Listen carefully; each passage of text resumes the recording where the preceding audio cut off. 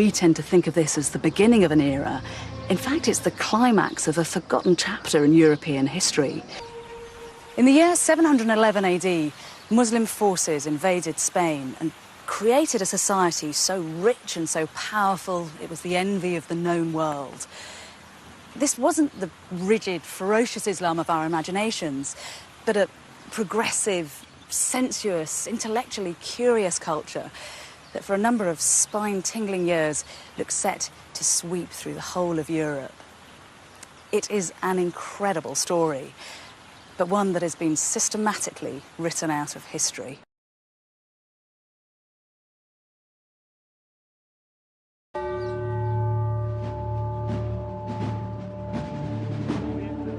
After the Catholic monarchs took over the city of Granada, they began to destroy all evidence that the Muslims had ever been in Spain.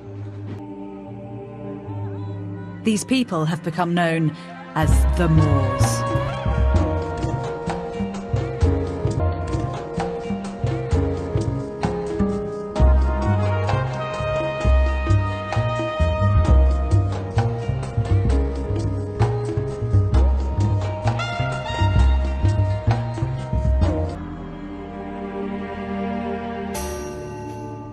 Propaganda, sparked by the Crusades, has given us an enduring image. The diabolical Moor, a dark-skinned, savage, alien enemy. Now, archaeologists and historians are starting to piece together the real story of the Moors in Spain. They're uncovering the remains of hidden cities. Not a single account of life here survives. All its archives were incinerated in the fires of the Inquisition. But the Catholics couldn't bring themselves to destroy this place. The Alhambra is one of the wonders of the medieval world.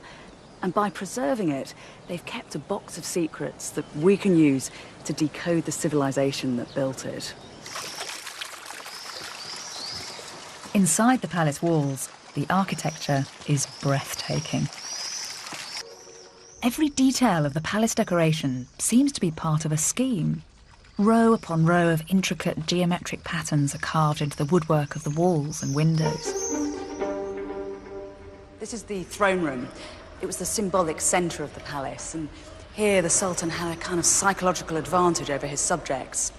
Whereas he'd have stood here, an eerie silhouette, they'd have been blinded by the light that came streaming in through these brightly coloured stained glass windows. But this is far more than just a beautiful building. There's a specific reason why it feels so harmonious. The men who built it had a knowledge of complex geometry which had originated in the ancient world. The Alhambra's so enchanting, it's all too easy to view it as a fairy tale palace, isolated from history. But that is romantic nonsense.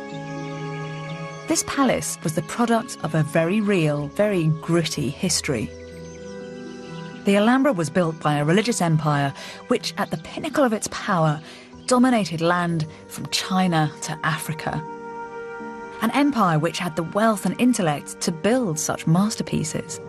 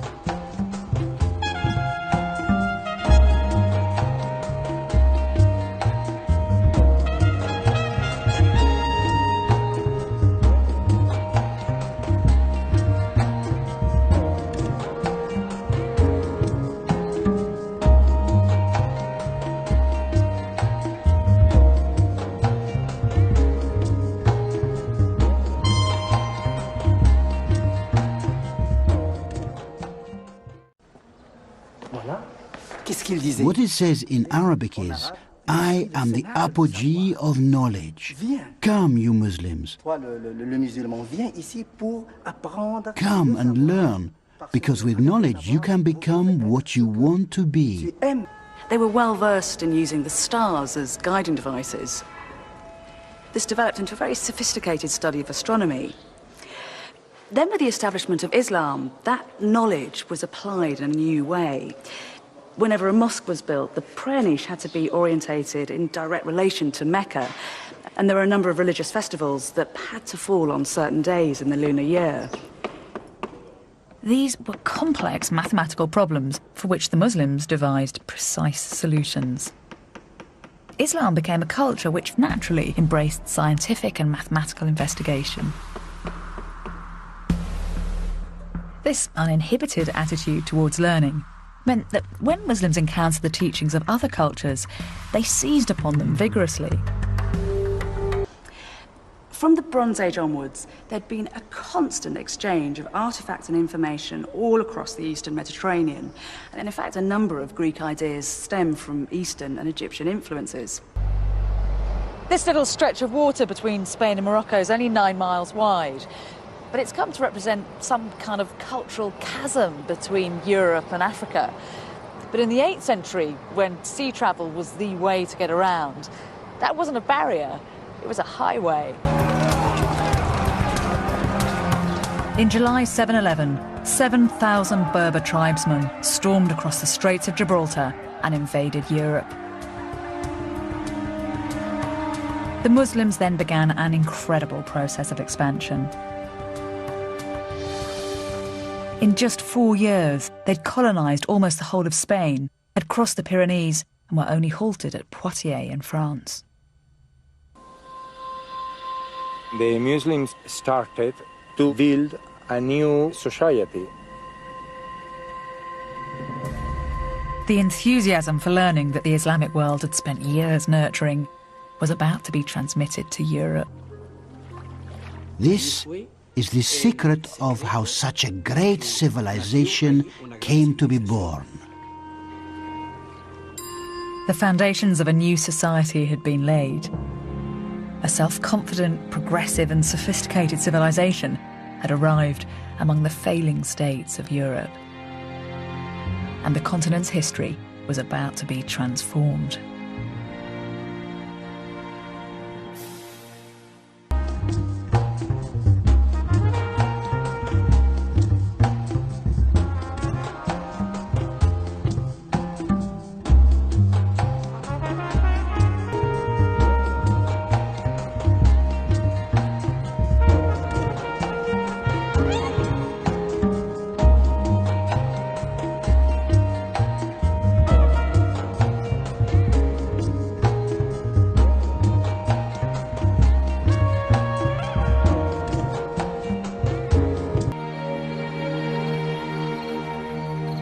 The Alhambra was the creation of the richest, most intellectually powerful civilization in the world.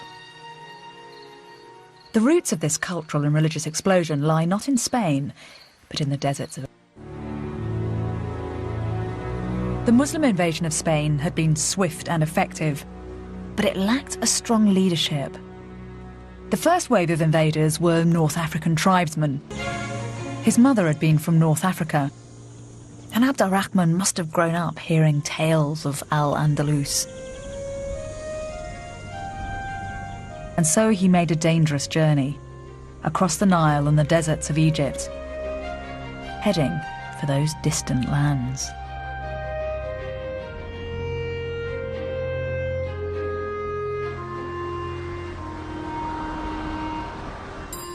Abd al-Rahman brought culture and learning from the centre of the Islamic world straight to the heart of Al-Andalus.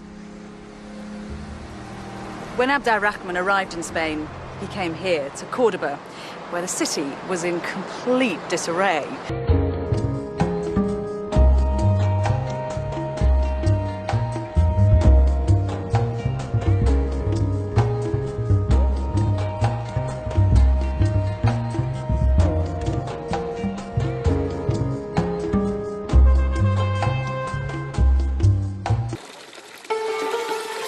Abd al-Rahman brought cutting-edge technology for irrigation to Spain. Almost immediately, the landscape was transformed.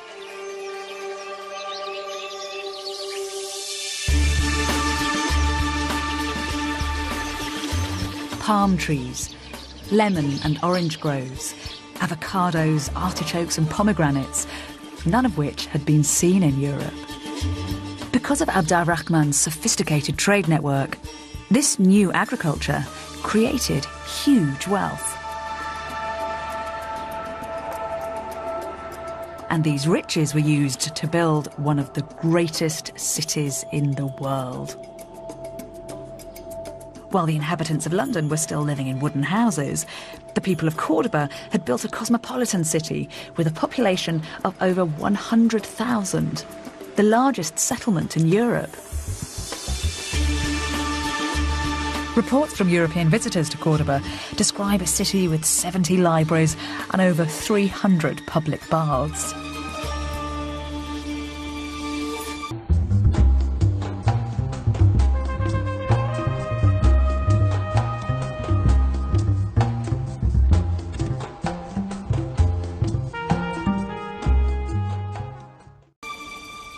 The accounts tell of houses with running water and roads illuminated by streetlights. You often have to take medieval sources with a fairly substantial pinch of salt because chroniclers were extremely fond of exaggeration. But in fact, the new excavations here at Cordoba are actually revealing a city that was just as rich as the one that they described. These monumental palace walls belong to a Muslim aristocrat, and this channel over here is part of the water system that brought Cordoba its famously effective sewage works, as well as the fountains and the baths that so impressed all those European visitors. Cordoba was described by a 10th century German visitor as the ornament of the world. Abd al-Rahman built Cordoba on top of what had been one of the largest cities in Roman Spain, outshining all that went before. And his greatest achievement was this: the Great Mosque of Cordoba.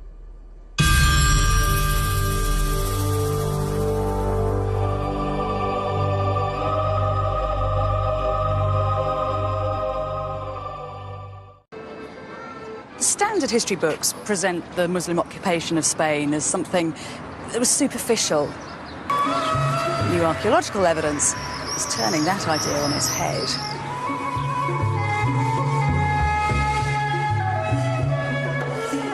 All over Spain, cities like Cordoba were established. Even Madrid.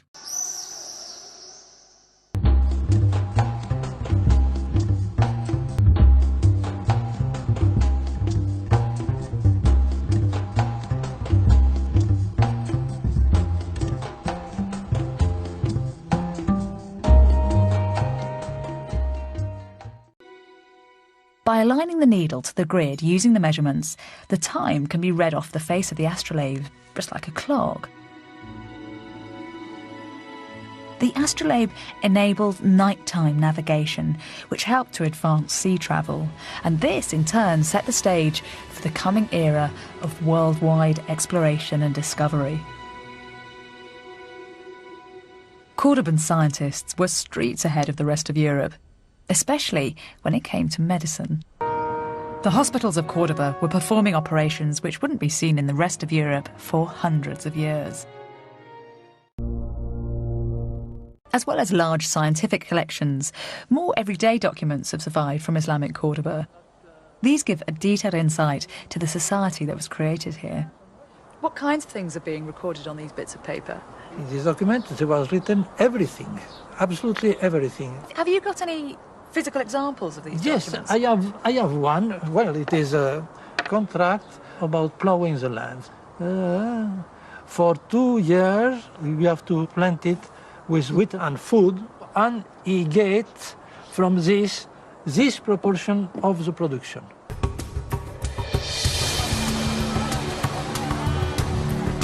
Every piece of evidence from Cordoba adds to the picture of a civilized and highly sophisticated city. It had medical centres, an organised legal system, and libraries full of academics and scientists working on ideas which were light years ahead of anything else in Europe.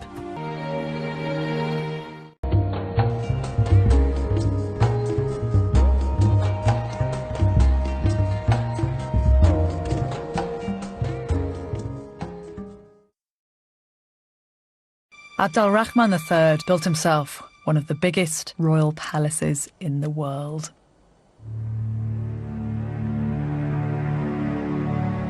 While the English kings of the same period were living in modest wooden halls, Abd al-Rahman III needed 10,000 workmen to construct this enormous palace complex, which was decorated with African white marble.